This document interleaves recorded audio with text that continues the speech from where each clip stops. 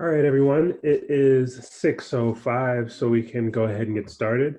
My name is Ryan Edge. I am one of the co-organizers of QC Flutter, and I want to invite anybody who is brand new to the group. QC Flutter is Charlotte's Flutter-focused meetup group. We meet every third Wednesday of every month, and we talk about we do everything from having Q&As to show and tells, to guest speakers, to the days where we don't have any of those things. Maybe people will just watch me live code for a bit. Today, we have some representatives speaking from Mediacurrent. Mediacurrent is a single source digital partner for development, design, strategy, and training. And they recently migrated to Flutter to build an informative, centralized view of their client and project details. Today, we are joined by Joshua, Bayo, and Mark, who will walk us through how these tools integrate to create a reliable and user-friendly system that helps all their team members access the information that they need. All right. Are we good, Ryan, to get started? Yep, you can take it away. All right, we'll jump in then. Let me share screen here. Okay. Make sure I get the right screen.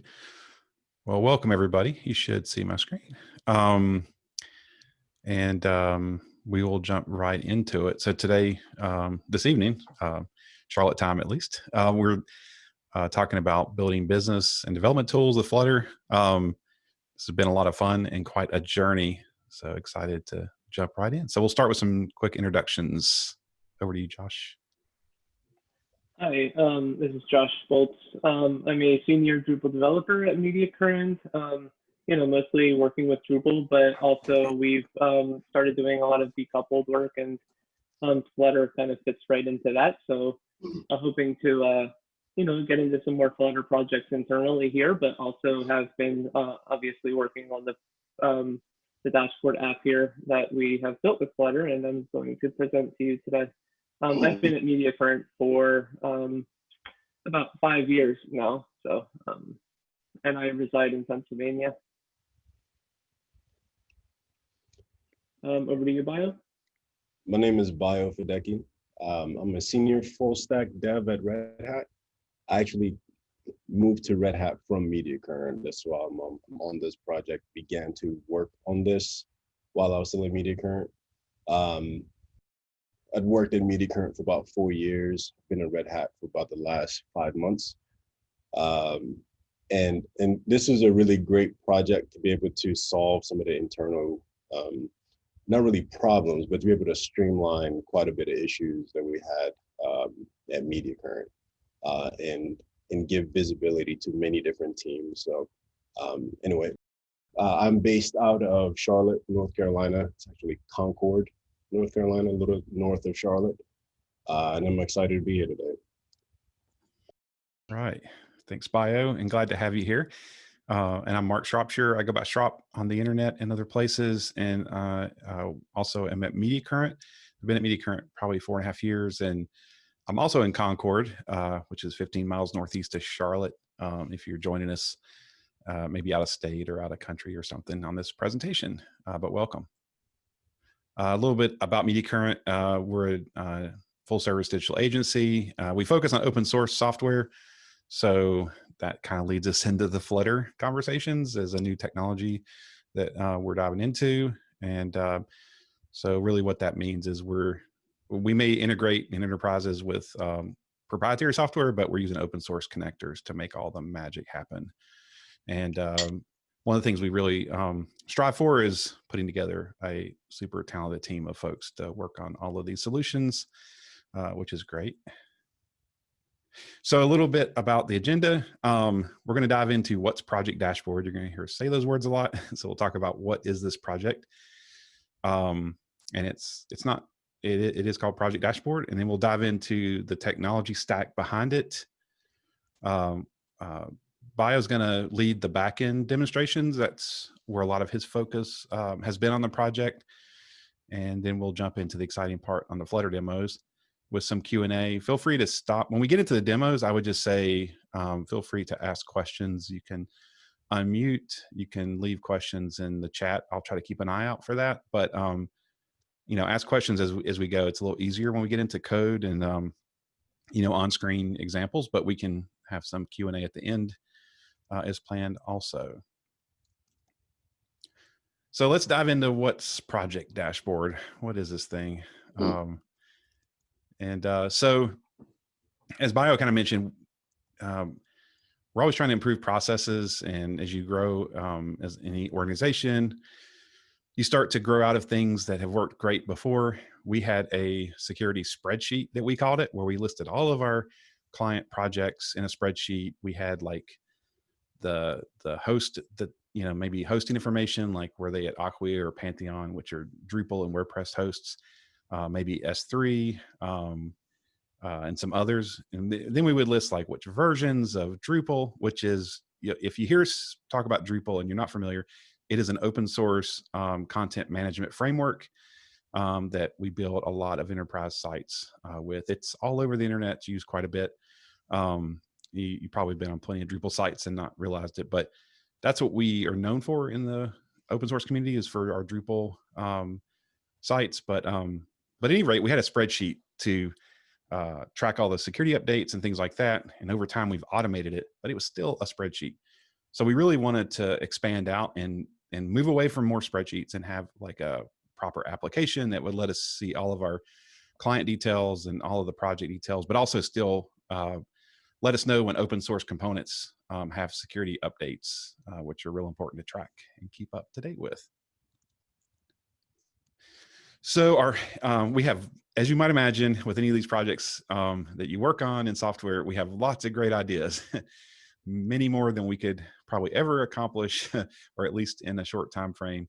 So our MVP goal that Josh and Bio and also John Lee, who is not here, couldn't make it to this presentation.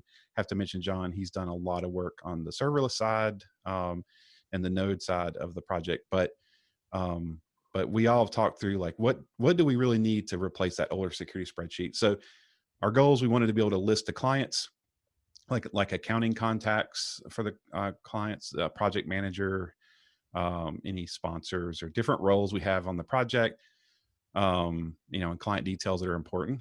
We also want to be able to list, things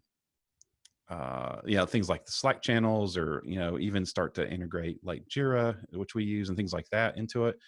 And another part of it is the sub-projects. And what a sub-project is, and it's a little more clear when we demo it in a few minutes, but the sub-projects are actually where you'll see the hosting information. You'll see the repo link, the URL to the actual project to go to it, and that sort of thing. And part of this being a business application and a developer tool is it definitely satisfies developer needs if you need to check on like what components are in a project, libraries, modules, things like that, and to see if there's security updates available.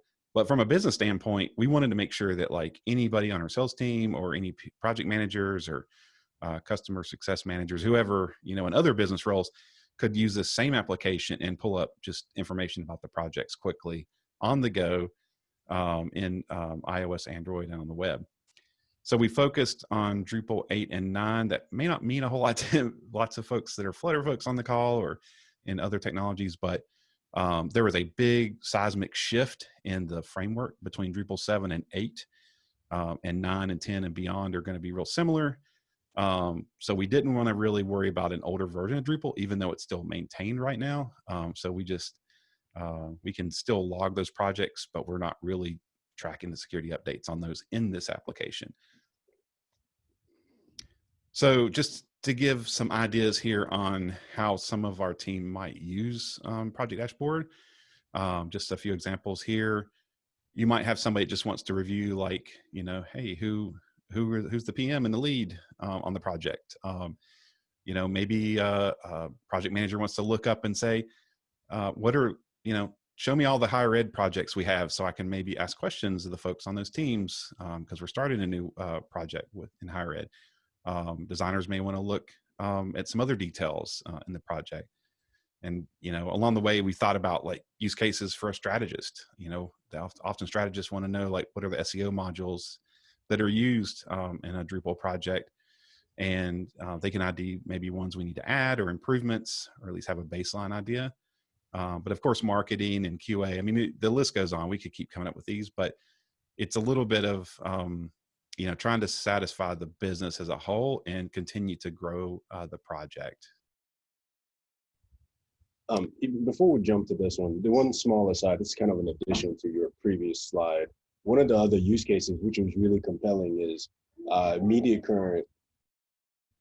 At Mediacurrent, we have an install profile for installing Drupal. And one of the things that we continuously ended up doing was looking to all the different websites to see, out of all the different components that we have added into this install profile, how much of them are actually being used like we thought, the last time we went through this exercise. So a tool like this would be able to generate actual data, outside of just getting people's opinions and sending somebody out there to go query each site. We could see all of that in use. It helps drive a lot of other decisions as well. Yeah, that's a great point, Bio. Like even, I think something that comes up frequently on projects, not just Drupal, but any open source projects where you may have libraries involved and things like that, is if you have a lot of projects out there, you might want to just, for all kinds of reasons, assess like, is that module used? And how many sites is it used on? And I think that's kind of the thing you're talking through. Does that sound fair? Yep, absolutely. Yeah, thanks for bringing that up. That's awesome. And next we're going to jump in. I'm going to hand things over to Bio, who's going to, and then Josh is going to follow up a little bit here on this slide, but just talk through some of the technology involved in the stack here and Flutter on the front end. Yep. So initially I started off working through designing some of the infrastructure to store the data in a centralized way. We had all the data we needed. It was just in several different places. So we needed to figure out how we were going to aggregate that data in a way that could be automated and stay up to date. So for most of our sites, I'm saying our, so we're still in Mediacurrent in this context here.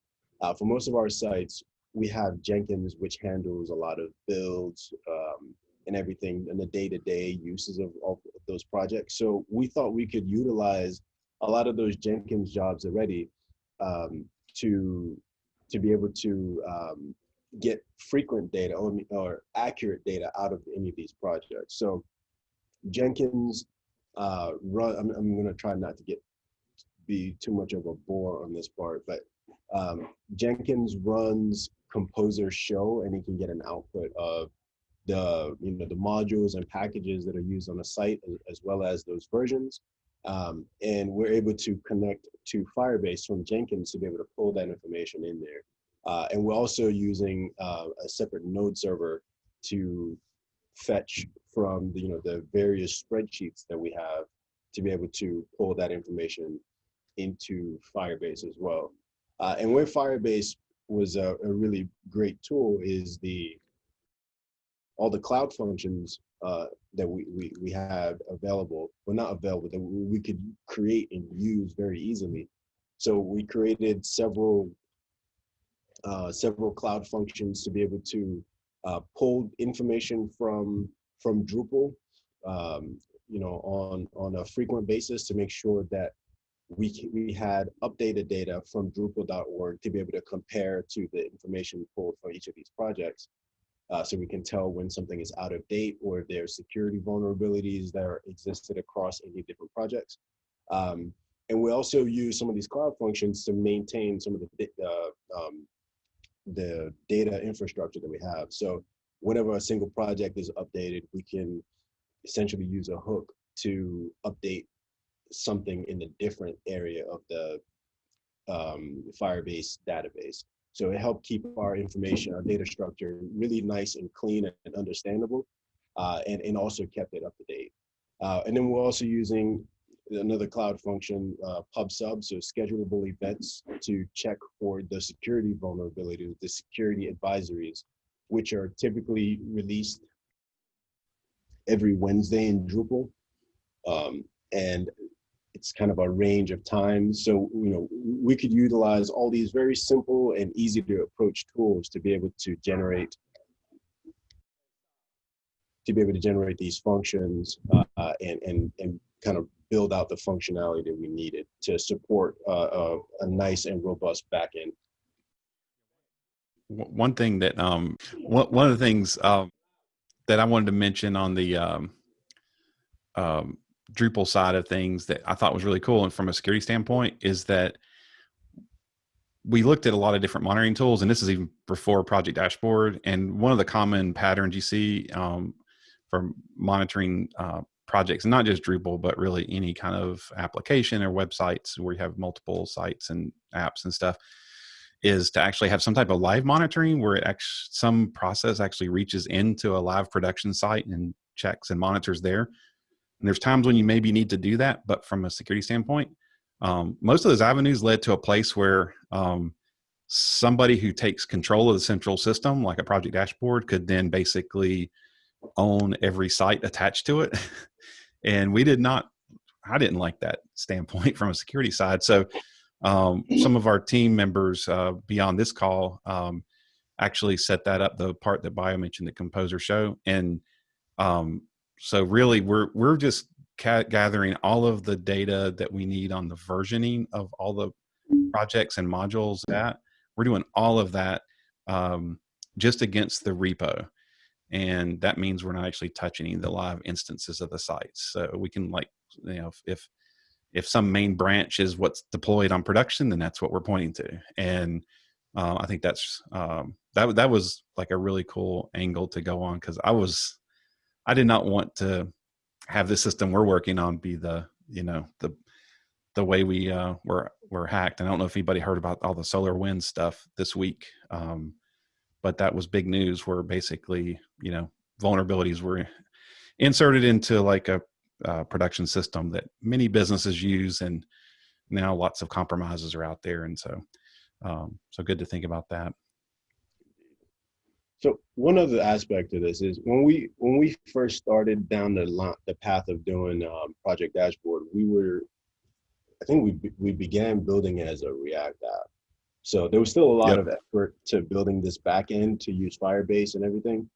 But Firebase is so easy to use. We were just, okay, first thing we can do is let's start building a React app to be able to get this product to our users. It was intended to be an internal tool first, and then eventually be something that our clients could use. So we began using React to build this out. And there was a day that Trop came in, and I remember he mentioned, hey, maybe we should try to use Flutter. And I was like, I don't know, man. I don't know what this is. Never heard of it.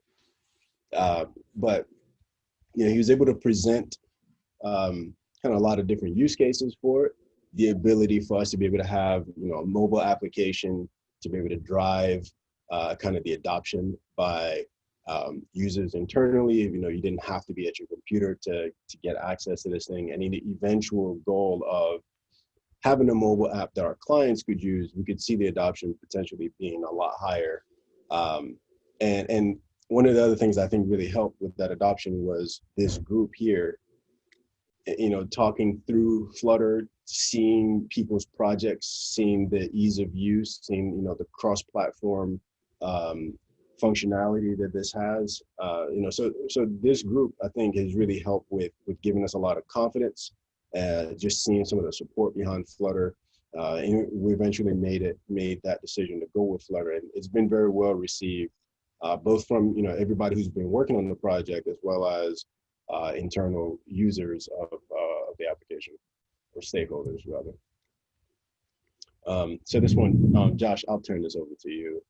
Yeah, sure. So there was some really great work done on the back end there with Jenkins, and all the fetching data from the spreadsheets and connecting up with Drupal.org with the package information, and all that gets kind of fed into the Firebase instance. And there's lots of documentation out there. I know people have done a lot of this using Firebase. It's probably one of the main ways people store their data, at least until a certain point when their app maybe gets too big, then they need to figure out other ways, or it becomes really expensive. But for us, it was perfect. It provided the real-time, data sending to the app, which was a real benefit to us. So as soon as there's a new project added from the Jenkins job into Firebase, then the app just kind of auto refreshes the UI with the new client or project data. And yeah, so kind of leads me into the Flutter. So yeah, we're basically connecting to a Firebase instance. We are, right now pointing to a dev instance, kind of like fake company information. But we, I'll be digging a little more into the code of that and how it works. And I think Bio was going to kind of talk about the Firebase a little bit with the cloud functions and the database. So, Shaf, did you want to give me presenter rights, and I can kind of let Bio talk about that a little bit? All right, let's see here. So, I'll share my screen, and I will present. And I think I can give control to Bio. Yes. For some backend demos. Let's see if I can get to the button. There we go. Right. Let's see, Bio. All right, you should be able to control. Oh, no. Well, let's see if it does it. I might have to go into my preferences, but is it letting you? No, it's not. Well, Okay. I don't know, actually. I don't believe so. I think there's, the new Mac OS, you have to go through a lot of hoops to. But Yeah, anyway, you might be able to actually just, I can guide you through. What I would like to show is not too in-depth, so we can actually just walk through it. Yeah. If you don't mind being yelled at to click on stuff. I mean, I can actually share my screen if you just want to talk about it. Yeah, tell me what to share. Yeah, if that would be great. If you could, oh, you saying I should share? No, I'll share. But I want to stop the presentation.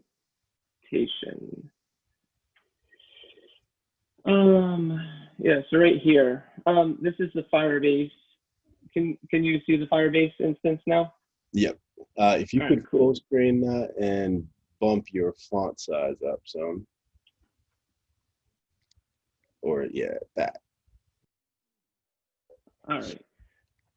Yeah, so just tell me what you want me to go to. I'm currently at the Firestore, so I don't know if you want to talk through. Yeah, that's perfect. That's perfect, actually. So this is kind of the document structure that we have supporting the data. This is a scrubbed version. Scrubbed demo is so we don't have live information in here. But kind of at a high level, there are three document structures or three collections that support the client information. So what we have is clients, and you see the first document. The first document in there is Acme, which just has some of the information, the account information, account status, if it's active or not. Then in here we have a client ID, and we're using that ID to kind of reference certain documents across the different collections, right? We have a flag in there for display client, just to support a scenario where we have a client that's in the system, but they're no longer an active client. We can keep the information in there, but be able to hide it from display. And so, anyway, we have a lot of different data in there to be able to support this. If you don't mind clicking on projects. So for Acme, the Acme client project, we have a lot of the same information, or some of the same information, and some of this has to do, it has more specific information about the individual project itself. And when we were working through this originally, there was a lot of a lot of effort put into what this data structure looks like.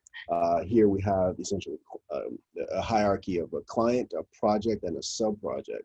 And a sub-project, it always takes people quite a while to understand, like, why the heck do you have a sub-project? Why not just make it a project? But at Mediacurrent, we have quite a bit of projects, I'm using air quotes, that have multiple pieces of them. So whenever we have a decoupled project, there might be a repo that holds a Drupal site, and then a repo that holds a React, essentially a fully decoupled Drupal site. So both of those, they're two parts of the same project, but we need to be able to represent them differently because they have different things that make them up. So that's where sub-projects helps separate those things. So essentially a sub-project aligns with a single repo, so a Git repo. And so if we're looking at the Acme D8 project, for example, we have information about, whether it's displayed with the sub-branch, the hosting platform where this is being hosted. And then we have a few other things just to be able to help clean up what the display looks like.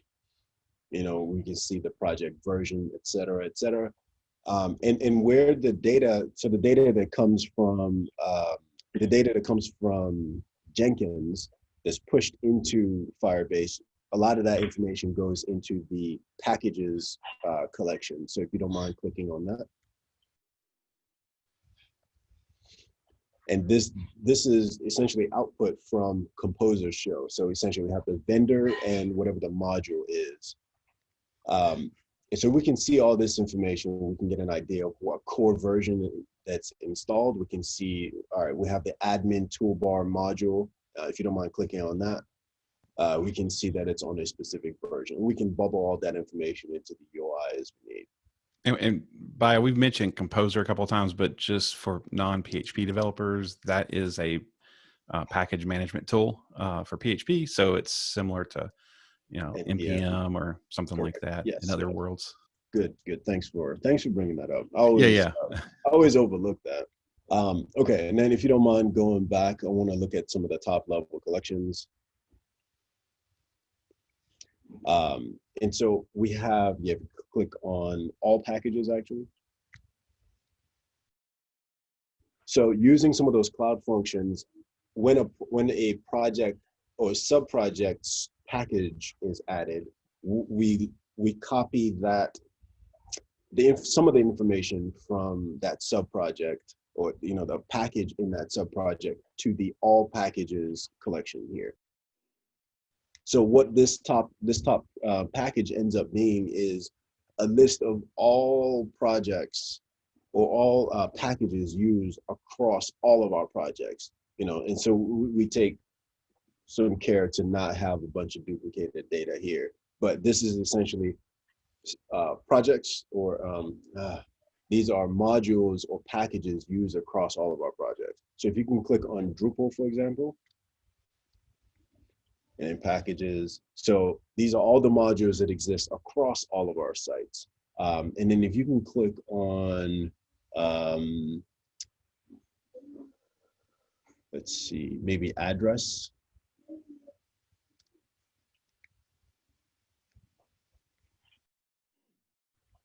So when some of these modules or packages are added to this collection, we have some cloud functions that run, once a day or hourly. I forget the exact frequency that these run, but these it goes out to Drupal, drupal.org, which is where all these the information about all these modules are hosted, and it fetches information about all the available releases, the latest release, and just some more specific information about all of these.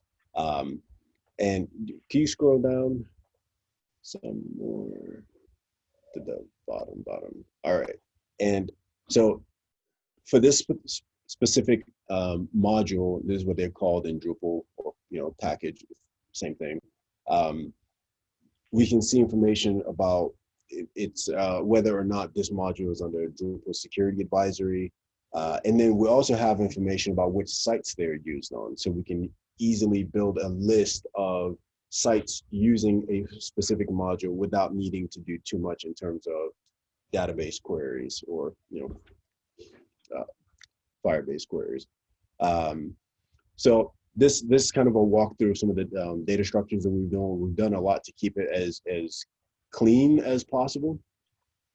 And then last, as far as this Firestore walkthrough, if you can go to the advisories.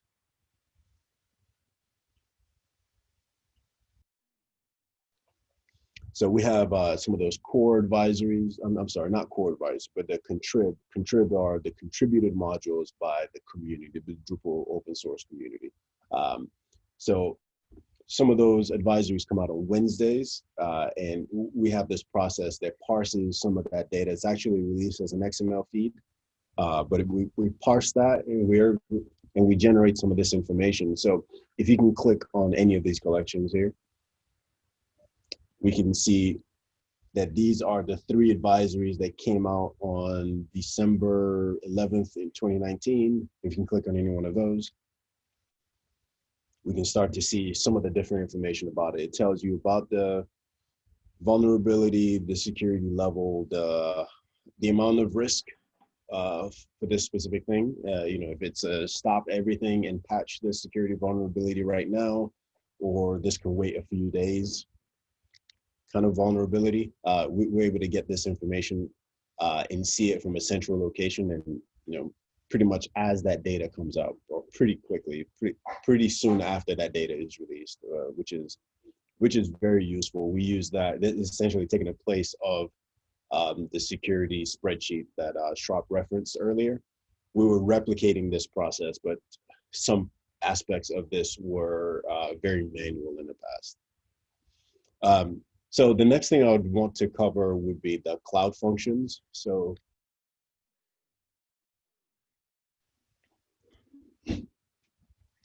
all right, so these are just, I think these are the only 5 functions that we have currently. There's a few more in the works which are not here, or in the production version of it. The first one adds the project, if you don't mind hovering over that name. So add project package to all packages. This is a scenario where if you add something to a particular project's packages, it copies it to the all packages. The ones that have the clock icon beside, in the trigger column, those are the schedulable functions, and they're using the cron tab notation. So the next 2 there are the ones that fetch the security advisories, and there are different schedules. One runs very frequently. It's every 15 minutes from 10 a.m. till 5 p.m. every Wednesday, because that's the release window. But occasionally there are some that are released afterwards, and so that's what we have as that function there. And the Drupal get package info, that's a function. It's a callable function to be able to get information about any specific package. So you can pass in the package name, get data about it. And then the last one is the one that gets the package information from Drupal.org. So and fills it out. So we have data about all the most recent releases and sites it's used on and all that other stuff. So just these things in themselves, the cloud functions and kind of the really easy to set up database structure really helped in getting us kind of a easy to approach infrastructure that could be understood by many different people. It helped a lot with how we had to do documentation. It's not something that was so unapproachable or that you had to have a ton of experience to be able to do, but it helped us build something that was, again, easy to set up and also robust and scalable for the needs that we had. So this is kind of a high level overview of the backend that supports all of the front end for Project Dashboard. I think here I'll turn this back over to you, Josh. All right. So Bio gave a really good overview of the backend there, with how the Firebase is all set up with the data storage and the cloud functions we're using. So the next thing I'd like to do is, if you can just skip ahead to the next slide. So yeah, this is the project dashboard app that we've been working on. We are using a single Flutter code base, obviously, and we are able to deploy for iOS, Android, and web. So you can kind of see my screenshots here, but I will be kind of demoing this right now. So let me just share my screen. All right, so can you see my screen? And that looks like the right screen because I see lots of good code things, VS Codes and browsers and all. Okay, cool. Do you see the Firebase? Yep, we've got the Cloud Firestore. Yeah, so this is exactly what we were just looking at, but I did want to use that a little bit, but I'm just going to put that aside for right now. So I do have the app running over here. I have it running to an iPhone, and I'm building from Xcode there to get that running. I am using Android Studio to build to the Android device here, and I am using just the command line, the Flutter run command, running to Chrome, and you see the web app over here.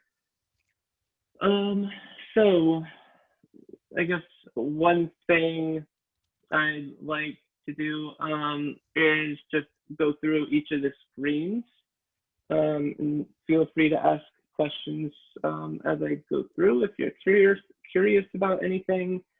But basically, we, as you know, we have all this package information in Firebase. We have the client information, projects, sub-projects on Firebase, and we are pulling them in just through Flutter, mostly using streams and stream builders to populate everything so that we're able to utilize the real-time data setup from Firebase. So real quick, I can just give a quick little demo of that. So if I pull this down here, actually, you might not be able to see this, but I'm going to change the client name, and you'll see.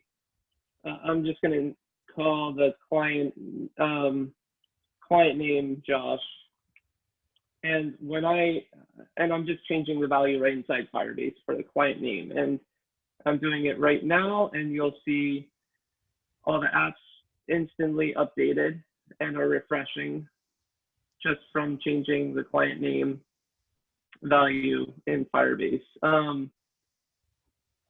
And that's pretty powerful, I think. Like so as soon as data changes in Firebase, it's like instantly reflected over into all the apps, whether it's the web, iOS, or Android. And I do have one little issue here with Android.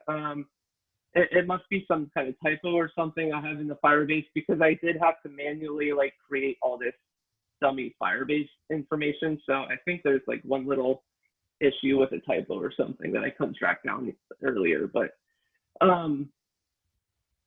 so yeah, so let me just dive down into the app. So I'll just start on iOS, I guess. And so this is the client listing.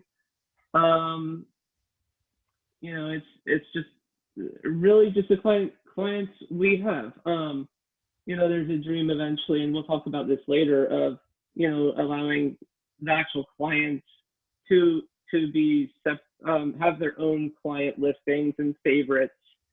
But right now, this is mostly internal, so we it's just internal Mediacurrent people who get to see all of our projects. So if I just click into one of them, I can go into Stark Industries. You can see there's one alert here, and we're going to track down where that is coming from as we go into the app. So Stark Industries is the client.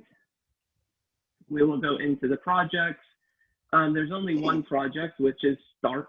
Is a single project here, just with some more project specific information like the team who's on the project, some different client or Slack channels and whatnot.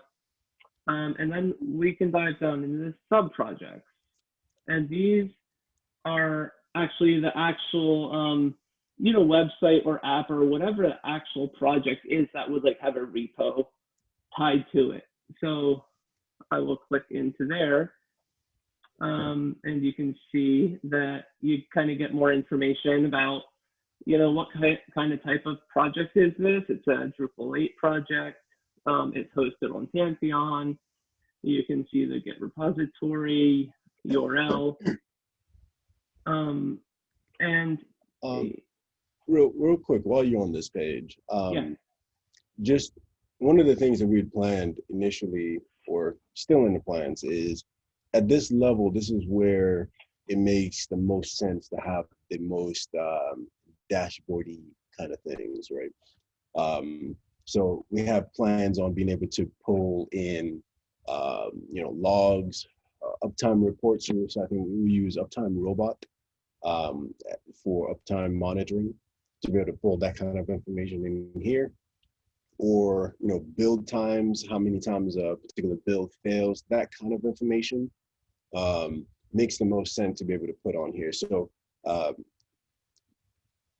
we wanted this page to be kind of the most feature rich, maybe that's the wrong word, but to have the most information, because it can lead off to the most different places.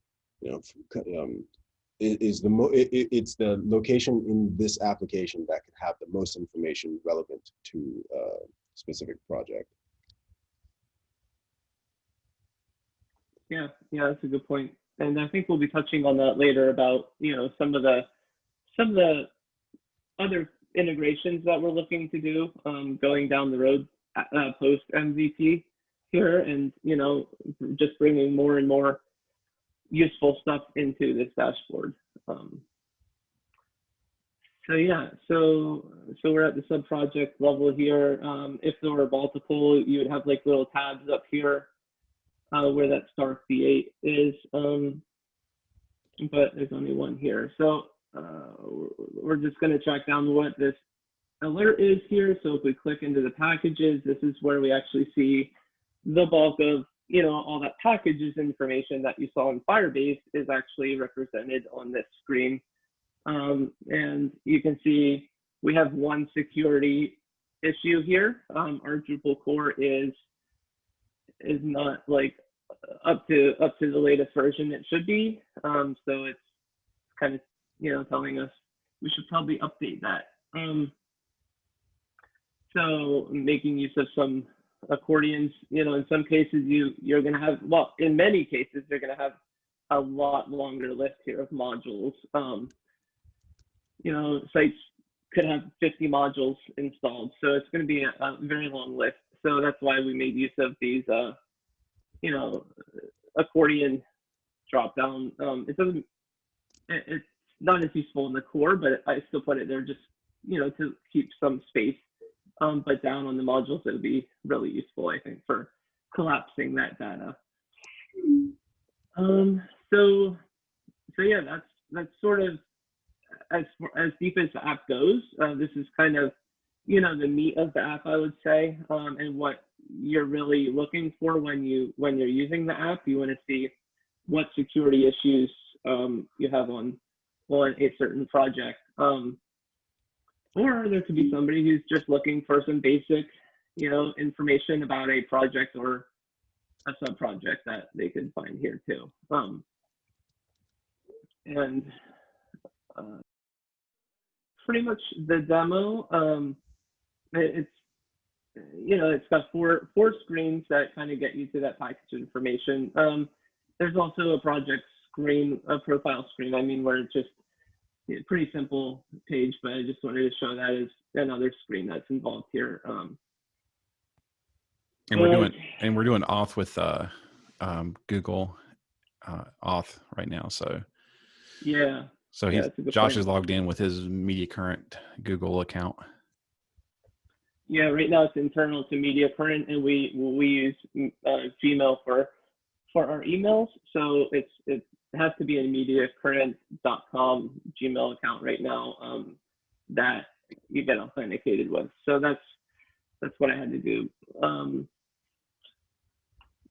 Yeah, so I guess I'm going to stop sharing. Are there any questions about the demo, I guess, before I stop sharing? Well, before you do, can you pull up VS Code and like talk through some of that? Is that a way to place for that, or do you want to? Yeah, I can do that. This group is definitely definitely used to seeing the IDE up. So like if there's anything to highlight, and that might spur other questions as well. Yeah, I can definitely do that. So yeah, here's my kind of widget organization going on here. Model folder for all the model stuff, I guess.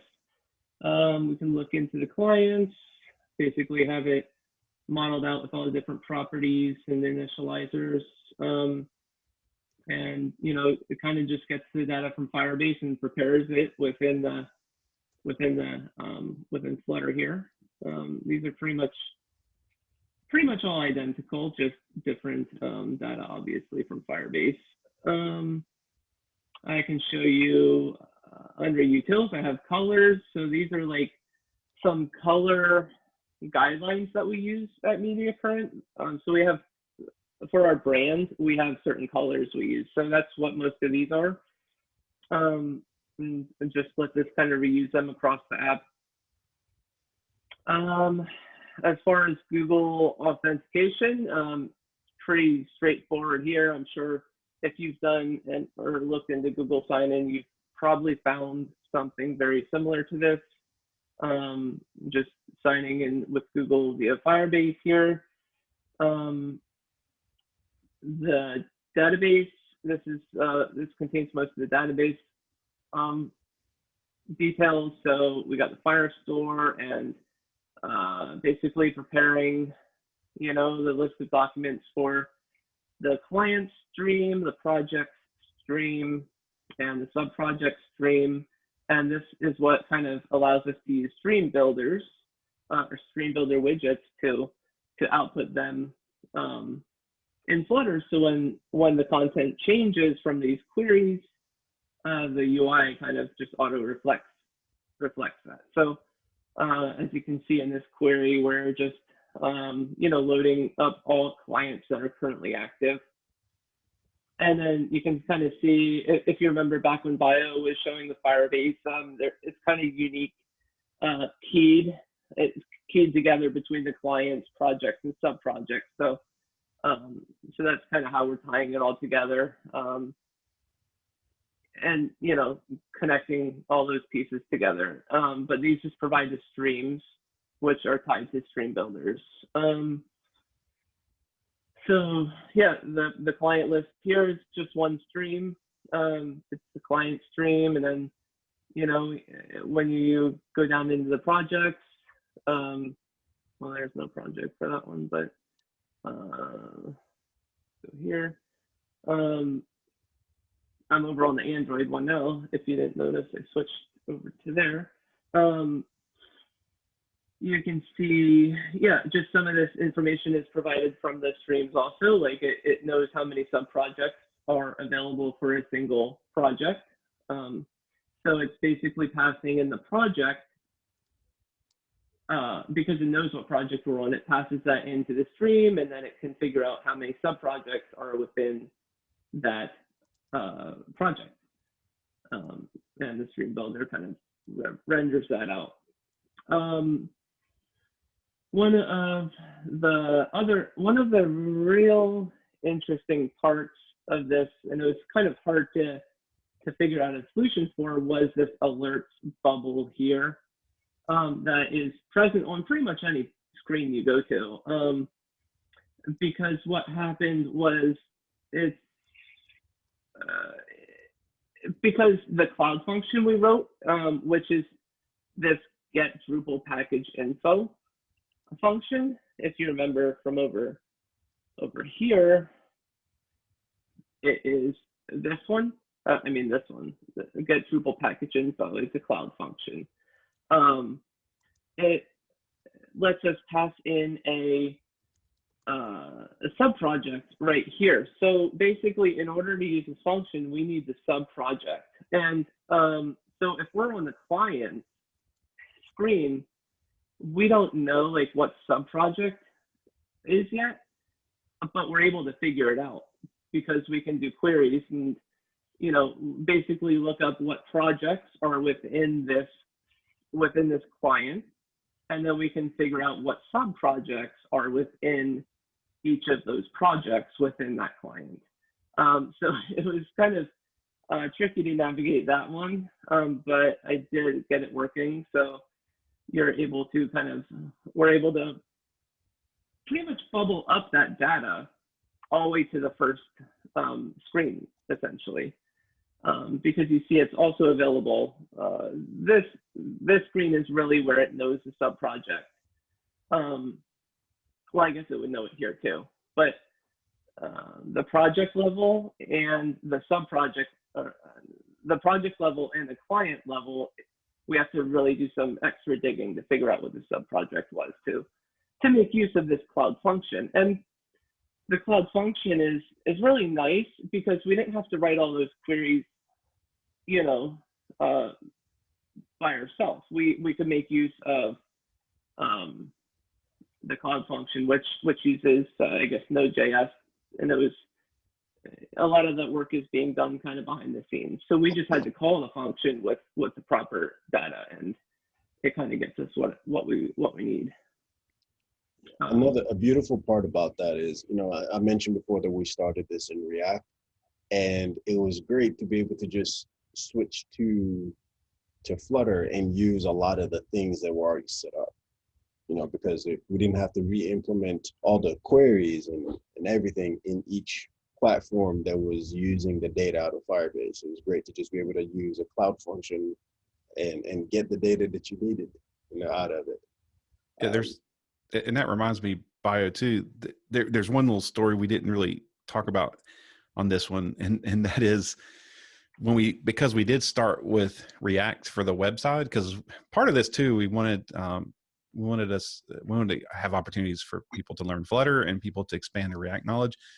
So when we started it out, this group, the Flutter side was really focused on Android and iOS, and React for the web, like you were saying, Bio. And and I know a lot of folks ask, like, well, when would I do Flutter for web? Because at Mediacurrent, that wouldn't be our go-to for deploying web. We would use other tools for web usually, but it got to a point where we just didn't have a lot of our React developers were on other projects and pretty busy. And so as they are a lot, and it just turned out, it's like, well, what happens when we turn on, you know, Flutter for web? Can we do it? And then Josh, I think you just messed around with it for a bit, and we still need to work on responsiveness of it and things like that. It kind of is just the mobile view, but we're going to work on that more. But the beautiful thing was this was a great use case for Flutter Web. We already had the mobile version. We were able to flip this on for the web. And honestly, this is probably going to wind up being the view that people use since they're already on their desktops mostly. But once we can get back to a world where we can travel and be more mobile and stuff again, I'm really looking forward to be able to just pull out my Android or iPhone, you know, out of the pocket and be able to immediately get access to all of my project data and stuff. Oh yeah, that's a good point, Bio. React is PWA. That's right. That's even going back further. So we have evolved quite a bit.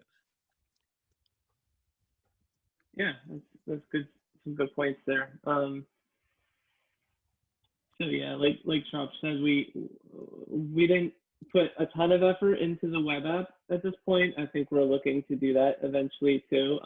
So it's really just some minor customizations on top of the mobile app that it allows it to render in a browser like this.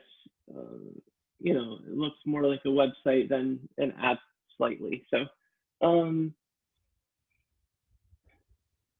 so the next thing I can show, I guess, in the code, if there's no questions there. I did have a question. Okay. I was wondering, what kind of issues did you run into when using Flutter? Good segue there, because that was the next slide I had. Yeah. and actually what I was going to start getting into the code a little bit. So I can say for one, I don't know if you've used the SVG image plugin for Flutter, but there are definitely issues, and it's not supported on the web. So one thing I had to do there was created my own widget. You should still be seeing my screen. So I created my own widget called SVG image. It's just a stateless widget, and I'm able to use this little trick to check if it's a web, if the platform is basically the web, or if it's mobile. So if it's the web, I just kind of load the image up. And this is for the Mediacurrent icon, or the Mediacurrent logo, I mean. So if it's web, I load the image directly from the assets library. If it's on a device, mobile device, then I can use the SVG picture plugin right here. So that was one issue. The other issue I talked about already, which was with the alerts bubbling, and this is, that's a pretty project specific issue to have. It's very specific to the project dashboard. I don't know how many other apps would be doing something similar to that, but it did take some work to figure out how to do that, how to reuse the widgets, and how to, make it so it wasn't, because there's a lot of queries that are kind of happening on the back end. You didn't want it to be too slow. One of the things we do want to look at yet is fixing the performance issue that it seems to me to be a performance issue. Like if you notice, as I was showing the screens here, the alerts bubble would have like the spinny icon there for a couple of seconds. I'm thinking there's probably some way we can make that quicker, but that's just something we want to try and do. I mean, it comes down to performance. Like, Flutter is like a newer technology, so it definitely has web performance issues. Probably why web is not like a stable thing yet. I'm excited for the time when web support is in the stable release. So right now we have to use the beta release to get web support. So let's see what else.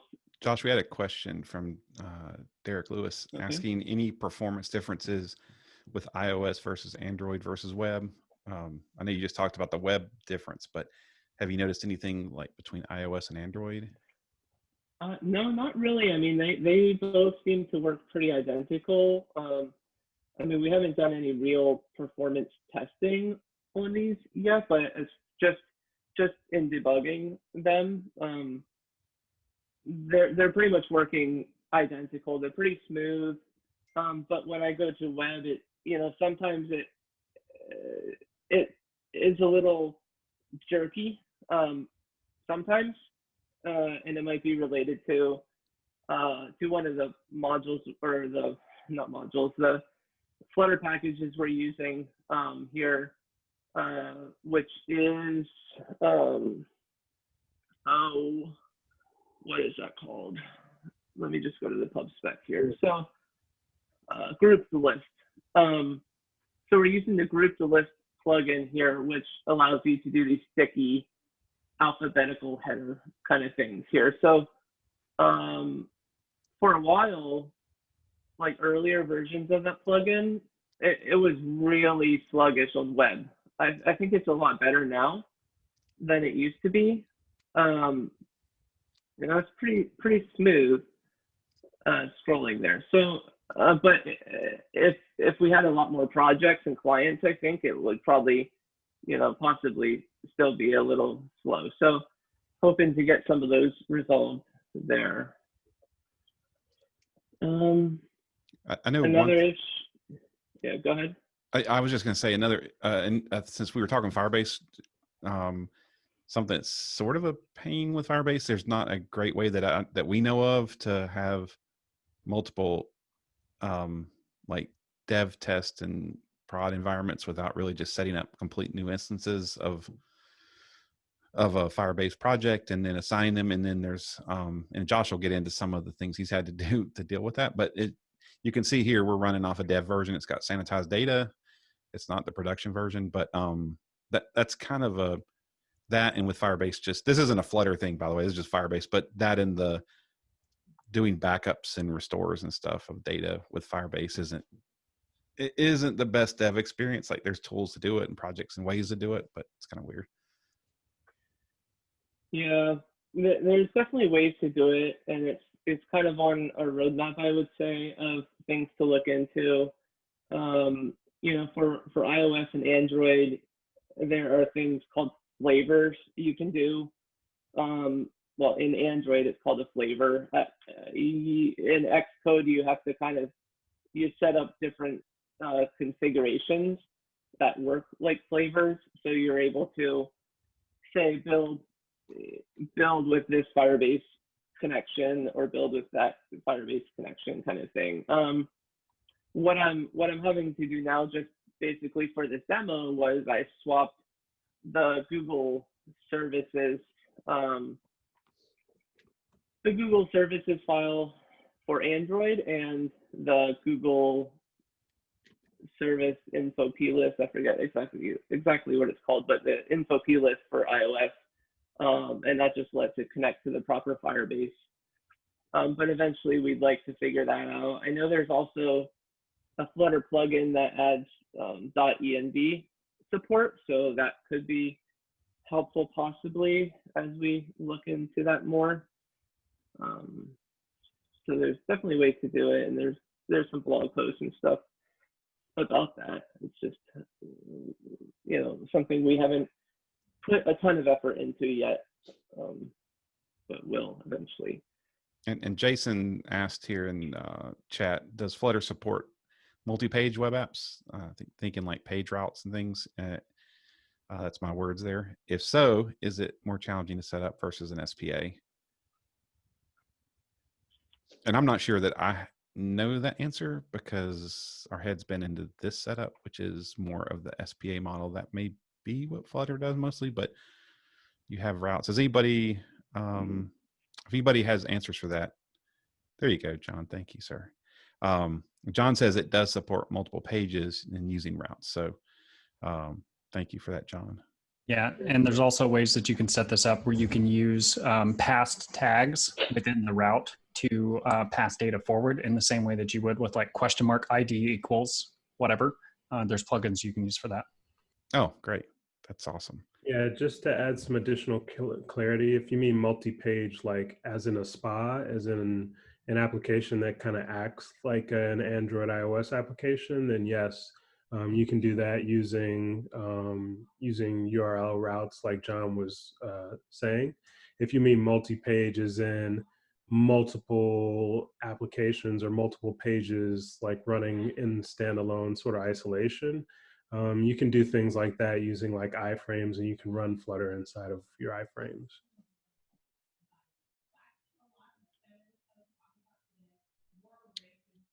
Cool. And did you have any other issue? I think you had, did you cover all the issues that you had? We had issues prepared that we've had. Yeah, that was great to get that question. It was good timing because I did have some issues outlined. I think I made my way through all of them except the last one I want to mention is just the amount of nesting I'm kind of still having to do in this app. But one thing I want to do is circle back and try to, you know, clean up this app and make things even more reusable. I already, you know, as I was building this app, I tried to be as reusable and separated as I could. But I know there's still areas where, you know, things just got really nested, you know, lots of nested widgets. And I feel like I could definitely make an improvement and break those out into better, you know, component-based setup there. But yeah, I think that's all the issues I wanted to discuss there. And I think I will just present this the deck here and wrap things up. Everybody can see my deck, I assume. Yeah, looks good. Okay, cool. Yeah, so I know we talked about a few of these things already about what we're looking to do down the road. Now that we're kind of past the MVP. Right now, you can see we're on this first dark blue bar here with internal usage. We are kind of in the process of, getting people internally to test the app and provide feedback, and get kind of past that MVP stage. Next up will be, the various integrations that I think Bio mentioned. There's different things we can do. We already have like the Slack channels being included in the Firebase and in the Flutter screens, but it's not really connected to Slack yet, for instance. So that would be one thing we're going to look at doing, is when you tap on the Slack channel, it'll open the Slack app and load up the specific channel that you're looking at. There's other things we can do with Grail and Jira. We use Jira for all our task management. But I think Bio mentioned the uptime robot, which would be really useful, so that if a site goes down, you're automatically kind of made aware of that, and through like a notification system, which is another thing that we have on the roadmap. It's not included in these right here, but it's something I wanted to mention, that that we do plan to do notifications, so you're definitely made aware when you have an issue. The frameworks, the purple thing here, the framework. So right now we're only supporting like Drupal 8 and 9, and that's mostly due to we have a big dependency on the composer stuff, as Bio mentioned, where we're reading in the composer information and making use of that. That's mostly used in Drupal 8 and Drupal 9. So we would have to figure out, some other way to do it in Drupal 7. Along with Drupal at Mediacurrent, we're also diving into some other frameworks using like Gatsby and, Node.js, React, stuff like that. Where you would have like a node packages folder, which could be useful for getting that kind of package information that we could use. Yeah, like we could just like run npm audit or something and just have those results show up. Yeah, and then the last thing was with client access. I mentioned this earlier, how eventually we would like to make it not only Mediacurrent internal anymore. We would allow clients to actually download this app and have it on their device, so they're able to know when issues are arising, when there's security issues happening. So we're definitely not to that point yet, but it's all kind of in the roadmap there. I wanted to add one little bit to the integrations here. One of the beautiful parts that we were kind of planning through at the onset of Project Dashboard was a situation where, once we have all these different integrations together, whenever there's a security advisory for a given site, the processes that we have to go through, first of all, somebody's generating all these things manually, there's the spreadsheet. Then somebody, usually a security lead, that was actually something Shrop was doing for quite a while. He would go through and alert the different channels, to let them know, hey, your project has a security advisory. So, create a ticket for it, do some communication to the client. So there's these multiple steps that would occur.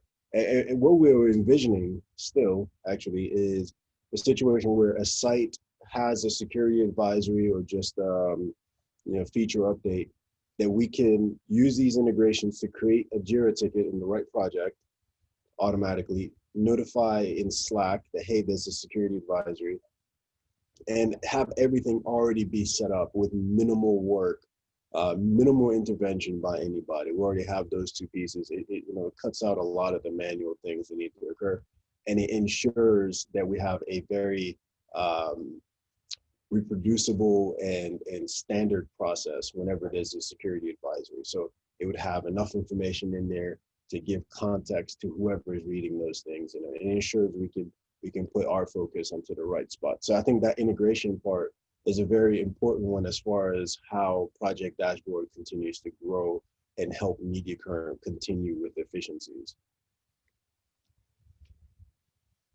That's not a fancy bio. If we, I think we're up for like any closing questions. Happy to do that, and then so this will be kind of more questions about this presentation and the project, but we'll also have probably some time here, I think, to just talk general Flutter and any other things people want to bring up. So so we'll just open the floor. I think somebody said that they had questions. Oh, Jesse, you can unmute and ask, or feel free. Oh, great. Hi, guys. Thank you for sharing this great content and experience. I'm Jesse from Brazil. I have some questions. Maybe some of them is already answered, but let's see. I see you folks have built with multi-platform in mind with this experience. But did you folks have faced some issue with this development for multi-platform? Did you made some change in the code for iOS, Android, and web, or you just used the same code base? Yeah, it's basically the same code base. I mean, like I showed earlier, there are some certain checks within the code base about to check if it's the web, just to get around some limitations of some of the plugins. But yeah, it is one code base, and it's able to deploy to currently the web, iOS, and Android. Yep. Nice. I see you have a roadmap for great things for the future. And do you guys have in mind to make some adaptive UI to make some different experience for the web and for mobile applications, or just you plan just build that responsive UI and just deliver? I can take a stab at this one. Yeah, so what we want to do is we realize, for the sake of time, we have already some of our internal designers who created the the mobile design. And so when we made the switch to using Flutter for web, that was a more recent decision. So that's why the Flutter for web looks like the mobile application. But most definitely in the future, as we expand this application to be used by our own internal people, we're going to be using that opportunity to collect some feedback, see where the pain points are, what's confusing about the application, and use that to be able to inform kind of the new design, new takeaways. And I know we'll definitely have a separate UI user interface for the web view, just kind of taking advantage of the wider screen real estate, and likely also applied to tablet as well. But yeah, we're open for any UI changes that makes this thing a little bit easier to use for internal people and eventually clients. Yeah, it's exactly. It's kind of going to be silly for someone on a large screen to have that single column view for long. So we definitely want to have like some side columns and arrange data in different ways that could be more on the web. But yeah, it's good. Mm-hmm. Yeah, it's an MVP. You guys are validating, right? And this is really great. I believe this journey to make what you have done is really great. And did you guys felt something missing about Flutter in this journey from the beginning to today? Now, what was the question? Was it about documenting the journey? Yeah, I think if there was a feature that we found to be lacking in Flutter. Is it my understanding? Yes, exactly. That's it. Um, I'm sure, Josh, you might be able to give a little bit more context, but I know I wasn't as involved in the Flutter code writing, but I know from the limited experience I had that I was constantly just wowed as to what it could do. Mhm. Yeah. And it provides so much with, I don't want to say like with you doing so little that you kind of aren't really too mad with the things it doesn't have yet, because Flutter is maturing between the times when we started this, between when we started this project and now.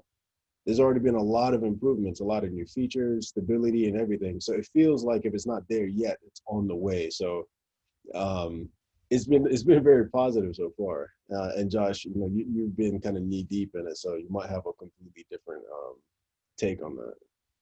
Yeah, I Oh, mean, great.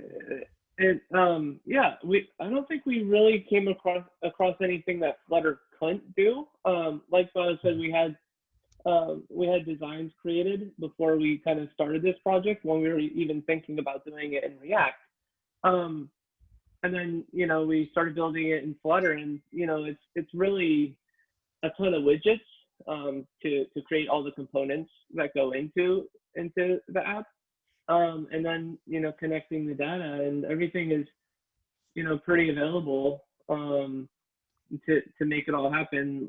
There were a couple of things, like I mentioned already, about certain plugins, like the SVG plugin that doesn't work on the web. But I mean, you know, 99% of the things are kind of working, you know, cross-platform really well. Great, great. Just two more quick questions.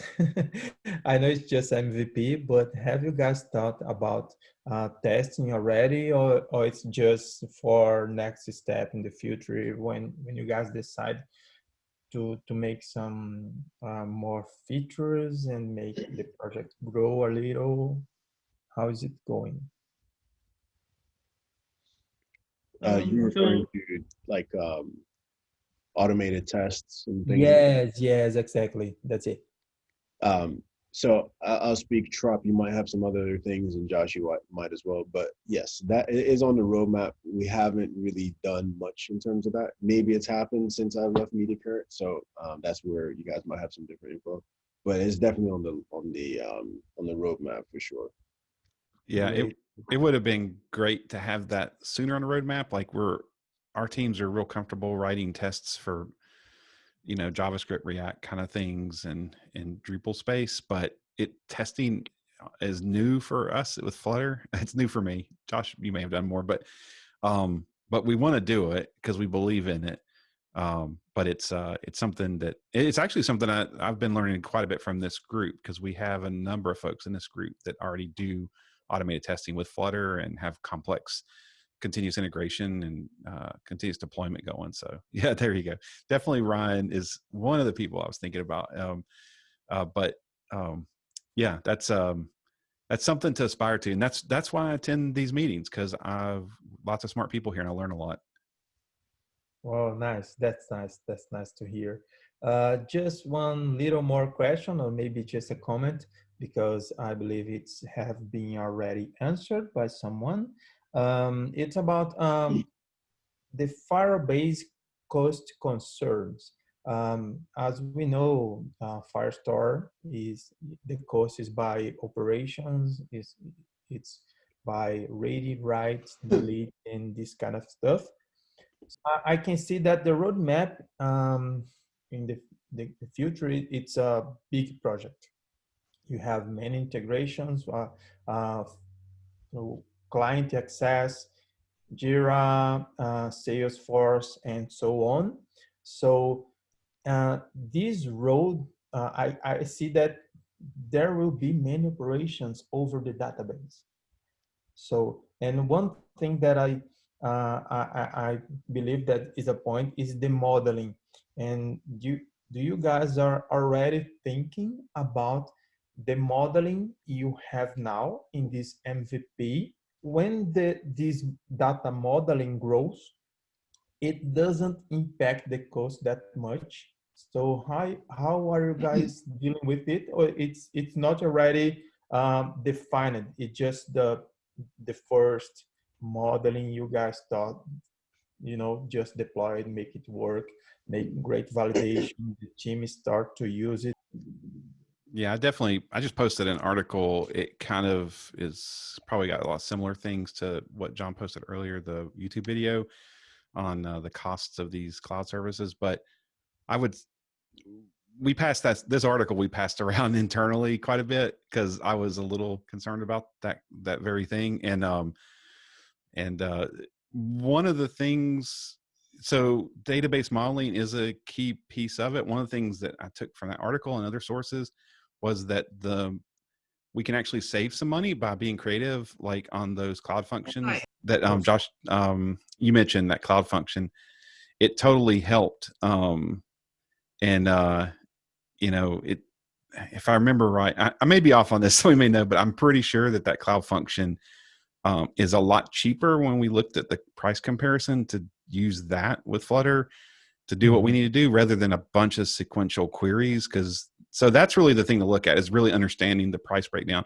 The same thing can happen in AWS, same thing can happen in Azure. You got to really know the cost. There is a cost comparison tool out there. If you search, you can, I don't have a link handy, but there is a cost comparison tool for cloud services like this. And the last bit is not something I would necessarily want to do,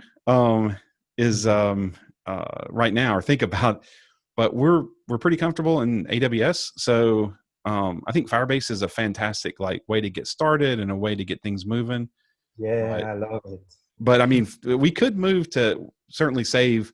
I think you could save dollars for sure going to Amazon from what I've seen. And so that's an option. That would be a lot of effort, a lot of lift at this point, but something we'd have to think about. I think that's something we all have to think about, using services like this. And somebody actually mentioned earlier an open source, which I think the groups talked about before, but there's an open source Firebase equivalent, and there's other, there's other alternatives if you want to self-host and things like that, but totally tough.